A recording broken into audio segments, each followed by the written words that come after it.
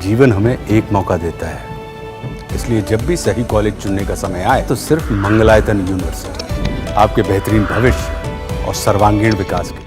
केंद्रीय सरकार 11 अगस्त को लोकसभा में एक नया रिवाइज्ड इनकम टैक्स बिल पेश करने वाली है, जिससे टैक्स पेयर्स को कई बड़े रिलीफ मिलने की उम्मीद है। फाइनेंस मिनिस्टर निर्मला सीतारमण ने इससे पहले फरवरी में पेश किए गए बिल को वापस ले लिया था। इसके बाद बैजयंत पांडा लेड पार्लियामेंट्री पैनल ने अपनी रिपोर्ट में 566 बड़े बदलाव सुझाव दिए थे।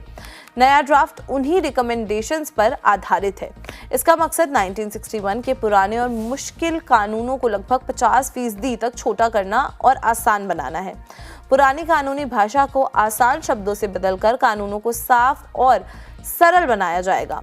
तो चलिए जानते हैं इस नए बिल में क्या-क्या बड़े बदलाव हो सकते हैं। टैक्स रिफंड्स पर रिलीफ। अब तक अगर आप लेट ITR फाइल करते थे तो आपको रिफंड नहीं मिलता था। नए बिल में ये नियम हटाया जा रहा है। अब लेट फाइलिंग के बाद भी टैक्स पेयर्स बिना पेनाल्टी के अपना रिफंड क्लेम कर सकते हैं।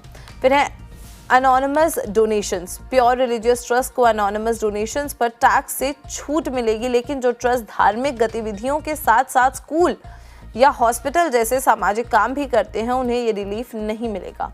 फिर है निल TDS सर्टिफिकेट। टैक्स पेयर्स के लिए निल TDS सर्टिफिकेट लेना आसान बन सकता है। आर्बिट्ररी असेसमेंट्स पर रोक। असिस्टिंग ऑफिसर्स अब बिना नोटिस और टैक्स पेयर्स के जवाब सुने कोई कार्रवाई नहीं कर पाएंगे। फिर है डिजिटल फर्स्ट प्रोसेस।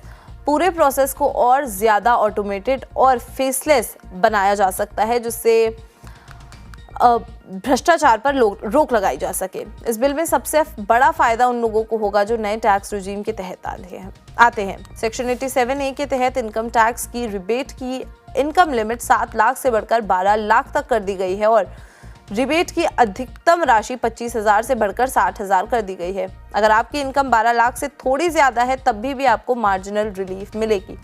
पांडे ने कहा कि नया कानून छोटे व्यापारियों और MSMEs को सबसे ज्यादा फायदा देगा, जिनके पास अक्सर कॉम्प्लिकेटेड टैक्स स्ट्रक्चर्स को समझने के लिए कानूनी ज्ञान या फाइनेंशियल एक्सपर्टीज नहीं होती।